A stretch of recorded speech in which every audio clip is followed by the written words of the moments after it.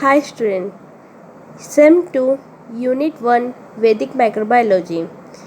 Today topic is method of counting the number of cremies. Let's go. Introduction.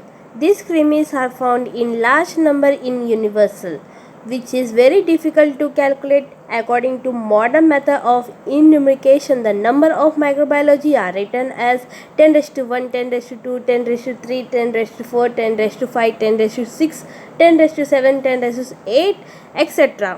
क्रीमीज पाए जाते हैं बड़े बड़े संख्या में, ये यूनिवर्सल में पाए जाते हैं।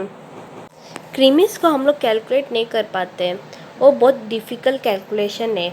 आजकल के मेथड में इन्यूमरेशन आया है, तो वो नंबर ऑफ माइक्रोऑर्गेनिज्म लिखा गया है 10⁻⁴ 10⁻² में लिखा गया है। ऐसा कैलकुलेशन कौन बताया? अमेरिकन सोसाइटी ऑफ माइक्रोबायोलॉजी 2006 में।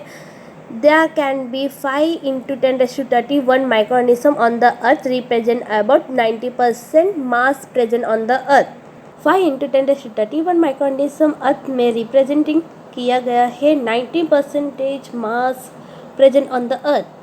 In Yajurveda, the method of sequential increased order of number has been described that can be used for the calculation of microorganism. Yajurveda में ये सब मेथड इंक्रीजिंग ऑर्डर में बताया गया है और इससे यूज़ किया गया है कैलकुलेशन ऑफ माइक्रोऑर्गेनिज्म। ये यजुर्वेद का श्लोक है, ये वैदिक माइक्रोबायोलॉजी में लिखना पड़ेगा। क्वेश्चन में आया तो ये श्लोक लिखना पड़ेगा। Scientific explanation. Thousands of years ago, our sages wished for happiness and the prosperity. Thousands of years ago में our बड़े बड़े sages में बताया गया है happiness and the prosperity के लिए ये सब किया गया है।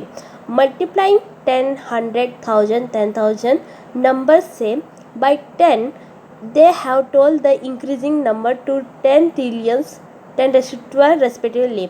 ये सब मल्टीप्लाई करने से इंक्रीजिंग नंबर में गया है 10 ट्रिलियंस 10⁻12 रेस्पेक्टिवली में लिखते हैं।